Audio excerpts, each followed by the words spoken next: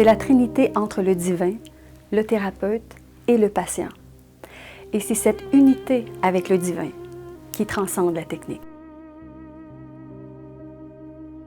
Ce sont des thérapies qui tiennent compte de la triple constitution de l'être, le corps, l'âme et l'esprit, tout en s'adressant à ces multiples dimensions énergétiques.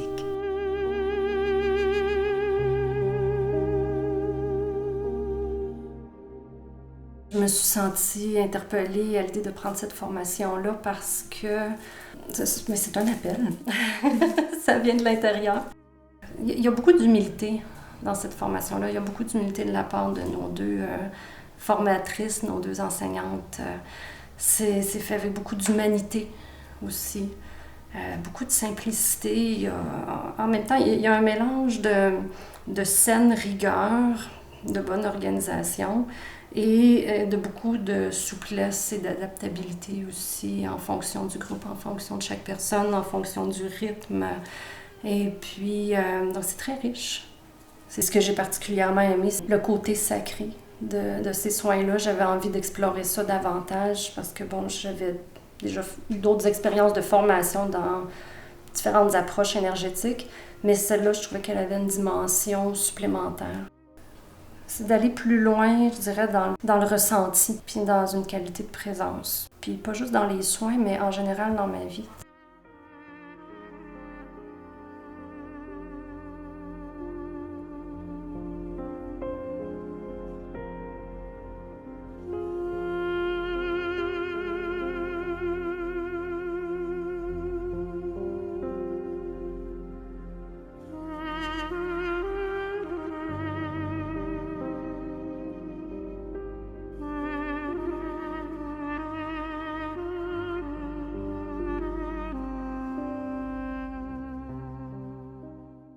Guylaine et moi sommes thérapeutes et enseignantes en thérapie essénienne et égyptienne, selon la tradition complète transmise par Marie-Joanne Croteau et Daniel Meroy.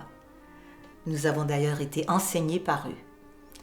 Guylaine fait une pratique en Estrie et moi à Longueuil, dans la grande région de Montréal. Ils ont choisi tous les deux de se consacrer à l'écriture. Alors Anouk et moi reprenons l'enseignement ici au Québec.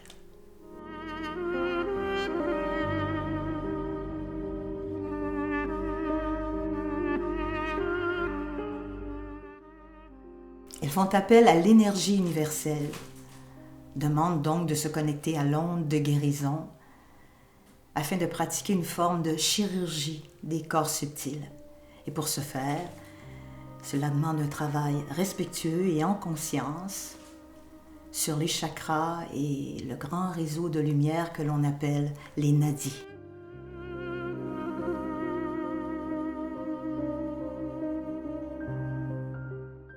Je me suis vraiment sentie interpellée par cette thérapie-là. Fait que quand Alice m'a dit « Hey, je me suis inscrite », je me suis dit « Oh mon Dieu, j'avais oublié que ça existait, mais mon Dieu, j'ai vraiment encore l'appel de faire ça. » tu sais. Puis justement, dans un endroit dans ma vie où je me sentais plus disposée à m'engager dans quelque chose comme ça à long terme aussi.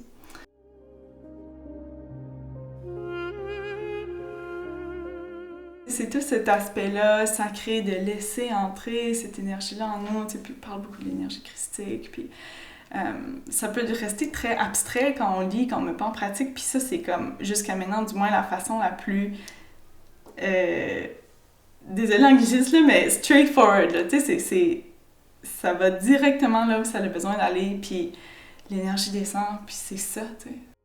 Je pense que ce que j'aime le plus de la formation, c'est de rendre tout le sacré si simple. Je trouve que Anouk et Guylaine ont vraiment une façon, ça a l'air drôle, mais tu sais, très terre à terre, de nous amener dans ce monde-là de l'énergie, sans que ça ait l'air complètement flyé ou qu'on ait l'air d'être un peu déconnecté de la réalité. Tu sais, je nous sens, puis j'ai été dans d'autres groupes aussi avant, puis avec des expériences différentes, magnifiques aussi, mais très différentes. Puis ce que j'apprécie beaucoup de ce groupe-là, c'est le côté très humain.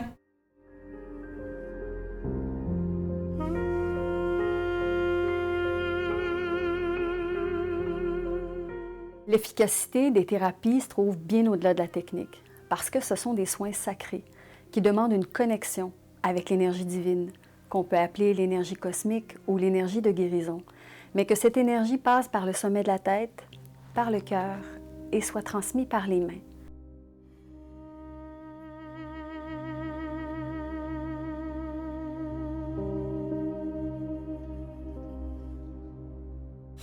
Alors, ce qui m'a interpellé vers les soins esséniens, c'est tout d'abord les livres en fait de Daniel Maurois qui m'ont tout de suite accroché très fort. En découvrant les thérapies esséniennes, il y a une dimension qui est beaucoup plus axée sur le cœur en fait, qui est beaucoup plus douce et même dans la manière dont on a de communiquer avec nos profs, etc. Et donc il y a quelque chose de très doux, très calme, qui est apaisant finalement et rassurant en fait.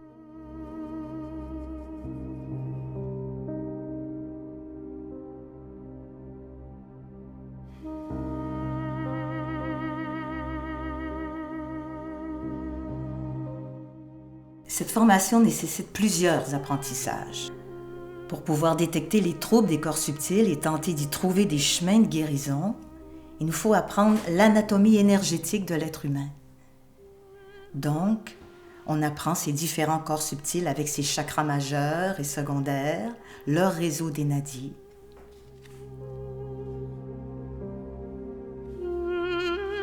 Nous avons également des pratiques de méditation guidée pour favoriser l'intériorisation, la connexion à l'onde de guérison.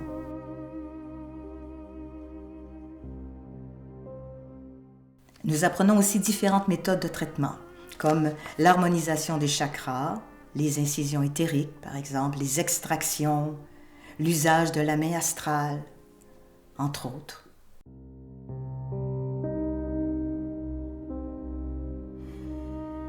L'impact de ces thérapies, de ce parcours, d'après moi, c'est un impact positif à devenir de plus en plus qui je suis et peut-être même à devenir une meilleure personne. Et en plus de m'aider, moi, à cheminer, à avancer, je peux aider des gens aussi autour de moi et faire du bien. Ce que j'aime, ce qui m'a toujours appelé, c'est le sacré. C'est ce que j'ai trouvé ici. Comment je trouve la formation? Je trouve ça très intéressant, c'est bien approprié, bien à propos, c'est très bien organisé. On se sent bien accompagné par nos deux formatrices, vraiment.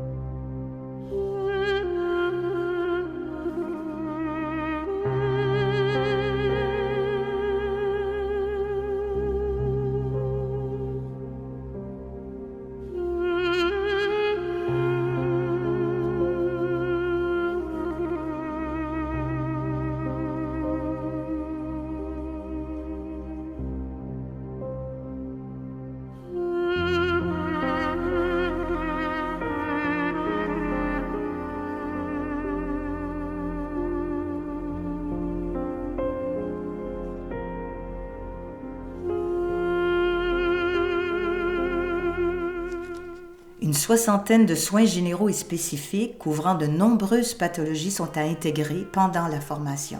Par exemple, l'émotivité profonde, les mémoires cellulaires, dépression, état dépressif, diabète, cristallisation mentale, insuffisance immunitaire. Dans les pratiques avancées, nous abordons les soins archétypaux, l'initiation à la lecture d'aura. Les huiles essentielles consacrées sont également utilisées dans la pratique de nos soins. Il y a une nouvelle version du Grand Livre qui vient juste de paraître avec 14 nouveaux soins qui ont été ajoutés, ce qui en fait le livre de référence le plus complet en soins énergétiques. Et c'est en consultant le Grand Livre qu'on prend conscience de la profondeur et de la complexité de ces soins-là, d'où l'importance de faire une formation pour bien apprendre et intégrer les thérapies. C'est une formation d'une durée de 3 ans et demi à raison de 2 fois 4 jours par année, donc à l'automne et au printemps.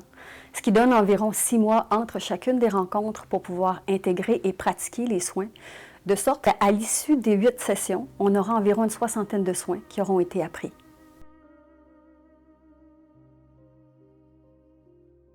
Elles permettent de faciliter les prises de conscience pour un meilleur développement intérieur.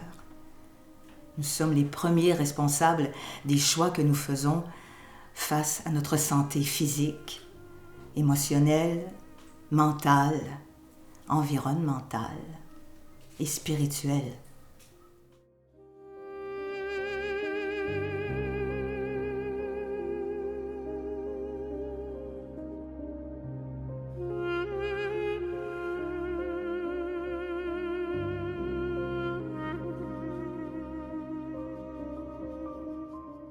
Il y a l'ITTEE qui a été créé, donc l'Institut de la tradition thérapeutique essénienne et égyptienne, dont la maison mère est en France.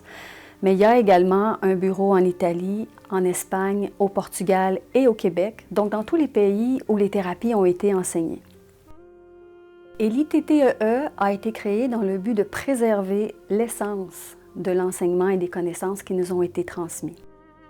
Et aussi dans le but de pouvoir donner un bon encadrement, un soutien et un suivi à tous les thérapeutes formés.